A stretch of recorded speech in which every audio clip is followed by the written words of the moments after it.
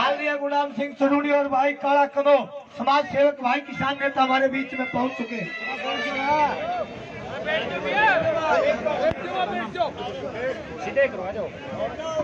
हमारे नेता श्री गुरनाम सिंह जी चुडोनी हमारे बीच पहुंच चुके हैं। फूल मालाओं से स्वागत किया जा रहा है। सभी जो यहाँ संघर्ष के साथी आपके साथ हैं, गुजरात सब्रवाल जी और विजय गजेंद्र नयन भाई सोनिया जी के द्वारा धन्यवाद है सबका। भाई बैठ जाओ साथियों। पूनम जी को सम्मानित करेंगे। गुरनाम सिंह चुडोनी के द्वारा एक स्मृति चिन्ह दे दिया जाएगा पूनम जी को, जिन्होंने दिल्ली में वहाँ ट्रैक्टर लेकर पहुंचे हैं बॉर्डर के ऊपर। ये इतना ही साहसिक काम है जितना कि कारगिल की लड़ाई में शत्रुओं से लड़ने का काम होता है। किसान एकता, हाथ खड़े करके भाई किसान एकता, किसान मजदूर व्यापारी एकता जिंदाबाद, किसान व्यापारी मजदूर एकता जिंदाबाद।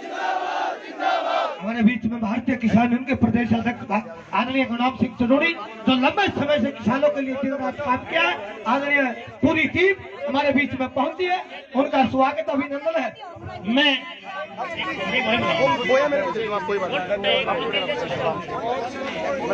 मैं अनुरोध करता हूं हमारे किसान नेता श्री गुरनाम सिंह जी चुडोनी से कि वो अपना वक्तव्य रखेंगे। जी सर। इस्माइल पायदा जी, गुरनाम सिंह इसका या बड़ी टूटता है जी।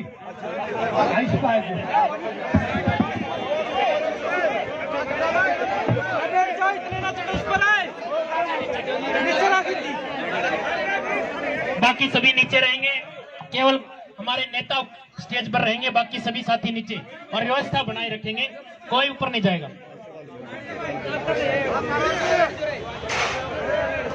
आदरणीय हमारे साथ चल रहे हमारे जिला प्रधान काला कनो जी, सुरेंद्र लिकानी जी, सभी के नाम लूं तो शायद कई को छूट जाएंगे। सभी हमारे माननीय सम्माननीय हैं जो इस आंदोलन को आगे बढ़ा रहे हैं। आज के धरने का समर्थन कर रही सभी आसपास की पंचायतें, सतीश बिठमड़ा जी और जो भी साथी सभी साथी हैं जो आसपास के गांवों से यहाँ पे आज पूरा 3 घंटे से भी ज्यादा का आपने जाम रखा।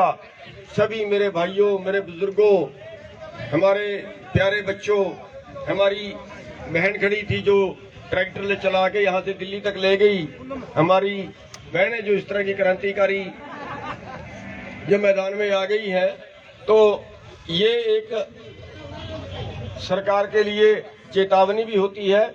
हमारे गाने वाले भाई, ये भी बड़ी क्रांतिकारी टीम है, हर जगह ये किसानों के लिए गाने गाते हैं, किसानों के लिए प्रोग्राम करते हैं। ईश्वर छात्र जी हैं और सभी हमारे मीडिया वाले भाई, हमारा के सारा जो हमारी खबरें पहुंचाते हैं, सभी मेरे साथियों, भाइयों, बुजुर्गों, बच्चों, साथियों, बस 5 मिनट के लिए आपके दर्शन करने के लिए और आपका धन्यवाद करने के लिए रुका हूं। मेरा प्रोग्राम अभी आगे भुन्ना में है और 3 बजे का प्रोग्राम मैंने भुन्ना में दिया था, लेकिन रास्ते में हर 2 किलोमीटर पे जाम है, हर 2 किलोमीटर पे जाम है, हर गांव ने इसमें हिस्सा लिया है। तो मैं आप सबको बधाई देना चाहूंगा। जो आज का जाम का प्रोग्राम था वो हरियाणा में सबसे ज्यादा सफल रहा है और आज के टाइम में हरियाणा इस आंदोलन में नंबर 1 पे चल रहा है। आज हरियाणा की संख्या पंजाब से ज्यादा है, आज हरियाणा का जोश पंजाब से ज्यादा है, आज हरियाणा की सेवा भी पंजाब से ज्यादा है। हर गांव से सेवा जा रही है इस आंदोलन के अंदर। कोई दूध लेके, कोई लस्सी लेके, किसी ने लंगर लगाए हुए हैं। तो आपके अति धन्यवादी हैं। और दुख की बात यह है कि भी मोदी को ये किसान नजर नहीं आ रहे, अभी भी ये बयान दे रहे हैं कि ये लोग बहकाए हुए हैं। अरे भाई, अगर हमारे बहकाने से लोग सड़कों पे आ सकते हैं, अगर हमारे बहकाने से गांव के गांव इतनी सेवा कर सकते हैं, तो फिर सरकार किस काम की? सरकार तो निकम्मी होगी, फिर उसके समझने से कोई भी नहीं समझता। कभी हमें खालिस्तानी बताते हैं, कभी हमें बताते हैं पाकिस्तान से चंदा आ रहा है, कभी कहते हैं इनके पास चाइना से चंदा आ रहा है, कभी हरियाणा और पंजाब का झगड़ा करवाते हैं, कभी हिंदू और सिख का झगड़ा करवाते हैं। साथियों, वास्तविकता ये है कि ये हमें झगड़े में डालकर हमारा रोजगार छीनना चाहते हैं। हमारे रोजगार की लड़ाई है, हमारे भविष्य की लड़ाई है। इन 3 कानून लागू होने से केवल पैदा करने वाले के नुकसान नहीं होगा, खाने वाले का भी नुकसान होगा, और पूरे देश का जो भोजन है वो चंद लोगों के गोदामों में जब चला जाएगा तो खरीदने वाले से कम भाव पे खरीदेंगे और बेचने वाले को ज्यादा से ज्यादा भाव पे बेचेंगे। फिर आपको 80 रुपए किलो का प्याज, 40 रुपए किलो का आलू, 200 रुपए किलो की दाल आप देख चुके हैं, भुगतभोगी हैं। और जो वर्ल्ड मार्केट में हमारे देश की सरकार चली गई, जिसको WTO बोलते हैं, उनकी शर्तों के मुताबिक किसी भी देश की सरकार अपने देश को वर्ल्ड मार्केट से ज्यादा भाव नहीं दे सकती। और अगर वर्ल्ड मार्केट के भाव आपको मिलना है तो फिर इस बार वर्ल्ड मार्केट का गेहूं का 1500 रुपए भाव था। इस साल धान का 1100 रुपए आपके सामने बिहार में बिका। इस साल मक्के का 1000 रुपए, इस साल सरसों का 3200 रुपए। तो वर्ल्ड मार्केट के रेट ये हैं। और क्योंकि उसके अंदर ये भी शर्त है, जो प्राइवेटों के हवाले हमें कर रहे हैं, प्राइवेट के लिए हिंदुस्तान से खरीदना कोई जरूरी नहीं है, वो व्यापार है, विश्व व्यापार, पूरी दुनिया का व्यापार इकट्ठा। कृषि कानून नहीं है, कृषि व्यापार कानून है। और उस कानून के साथ जो WTO है, जो पूरी दुनिया का व्यापार है, उसके साथ जोड़ दिया गया है। और उसके साथ जोड़ने का मतलब है कि पूरा जो व्यापार है वो वर्ल्ड मार्केट एक रहेगी। यहाँ का व्यापारी अमेरिका से खरीद सकता है, अमेरिका का व्यापारी हिंदुस्तान से खरीद सकता है। और क्योंकि हिंदुस्तान में आबादी ज्यादा है और जमीन थोड़ी है, इसलिए उन देशों का अनाज यहाँ खपेगा। और जब उन देशों का अनाज यहाँ खपेगा तो यहाँ के किसान को खेती करनी पड़ता नहीं खाएगी। और जब खेती करनी पड़ता नहीं खाएगी, आप 3200 रुपए में सरसों पैदा करें और 1500 रुपए में गेहूं बेचें और 1100 रुपए में धान बेचें, तो ये तय है कि आप खेती छोड़ना ज्यादा पसंद करेंगे खेती करने की बजाय। और जब खेती छोड़ना पसंद करेंगे, क्योंकि खेती आपको पड़ता ही नहीं खाएगी, तो फिर बड़ी कंपनियां आपकी जमीन खरीदेंगी और फिर बड़ी कंपनियां मुकाबला करेंगी। क्यों? क्योंकि आपके पास 2 एकड़, 5 एकड़, 7 एकड़ जमीन है और अमेरिका के पास 10,000 एकड़, 20,000 एकड़, 50,000 एकड़ जमीन है। एक एक किसान के पास। वो बिजनेस है, वो व्यापारी है, वो किसान नहीं है। और अमेरिका में 43 लाख रुपए प्रति किसान की सब्सिडी है।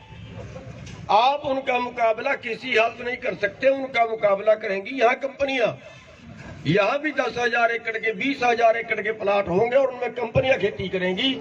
आप नहीं कर सकते। और जब बड़े प्लाट में खेती करेंगी तब यहाँ खेती सस्ती होगी और तब अमेरिका की खेती का मुकाबला करेंगे।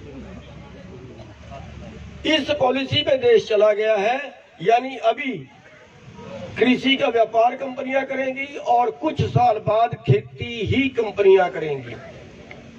और जो हमारे PDS वाले भाई हैं, जिनको पीले कार्डों पे अनाज मिलता है, अगली स्कीम के तहत उन सबको आ जाना चाहिए, इस आंदोलन में कूद जाना चाहिए। वरना अगली स्कीम ये है कि उनको नगद सब्सिडी दी जाएगी, जैसे सिलेंडर पे नगद सब्सिडी कर दी है। और नगद सब्सिडी करने से उनको भी हर साल 30,000 से 35,000 करोड़ के बीच का नुकसान होगा उन PDS वाले भाइयों को, जिनको पीले कार्ड वाले भाई हैं। ये सबका मैटर है। ये सबका पैसा कंपनियों को देना चाह रहे हैं, चाहे वो किसान है, चाहे वो मजदूर है, चाहे वो छोटे दुकानदार है। सबका रोजगार खत्म करना चाह रहे हैं। कंपनी राज, पूंजीपति राज, और इसका हम सबको डटकर मुकाबला करना होगा। इसमें कुर्बानियां भी देनी पड़ेंगी, इसमें तकलीफें भी सहनी पड़ेंगी। लंबा चल सकता है और ढांचा चाहिए। एक बार आंदोलन हवा से खड़ा हो गया, एक बार आंदोलन में मौत आ गया, एक बार आंदोलन लहर से खड़ा हो गया। मिट्टी गोली दे के उठा सकते हैं, लोगों को बहका सकते हैं, जैसे अन्ना हजारे के आंदोलन में किया। एक बार हर गली कुचे में आंदोलन हुआ, उसको आश्वासन दे के उठा दिया, लेकिन बाद में लागू नहीं किया तो क्या कर लिया? क्योंकि ढांचा नहीं था। जाट आंदोलन में एक बार बात मान ली, दोबारा लागू नहीं किया तो आपने क्या कर लिया। इसलिए हमें एक ढांचे की जरूरत है, गंभीरता से समझिए मेरी बात को। हमें एक ढांचे की जरूरत है। हर गांव में कमेटी बनाइए, हर गांव में कमेटी बनाइए। जब आवाज मारे तभी आप लोग आ जाएं। संगठन, संगठन फिर आंदोलन, संगठन से कोई आंदोलन लड़ ले। पहले जागृति, फिर संगठन, फिर आंदोलन। जैसा मर्जी आंदोलन लड़ लें। अगर हमारे में ये ताकत बढ़ती है कि हम 6 महीने बाद फिर लड़ सकते हैं, साल बाद फिर लड़ सकते हैं, 2 साल बाद फिर लड़ सकते हैं, फिर सरकार ये कहेगी अभी मान लो, वरना 6 महीने बाद फिर तुम्हें पीटेंगे लोग इकट्ठे होकर। इसलिए मेरी बेनती है कि हर गांव में कमेटी बनाइए। हर गांव में जब कमेटी बनेगी तो एक ढांचा खड़ा हो जाएगा और सरकार के ऊपर उसका दबाव हमेशा के लिए रहता है। आपकी छोटी मांगे भी होती हैं, आपकी ब्लॉक लेवल की मांगे भी होती हैं, आपकी जिला लेवल की मांगे भी होती हैं, आपकी मंडी लेवल की मांगे भी होती हैं। उनके लिए भी आप संगठित होगे तो काम कर पाओगे। तो मैं ज्यादा टाइम ना लेता हूं क्योंकि अभी भुन्ना जाना है और वो बड़े इंतजार कर रहे हैं। तो आपने आज के जो आंदोलन है उसको बहुत ही ज्यादा अच्छी तरह से सफल बनाया। इसके लिए मैं आप सभी का, खास तौर पर अपने युवाओं का जो बहुत संख्या में इस आंदोलन में कूदे हैं, यहाँ के बुजुर्गों का, यहाँ की मातृशक्ति का, सबका बहुत बहुत धन्यवाद करता हूँ। धन्यवाद। जय हिंद। हमारे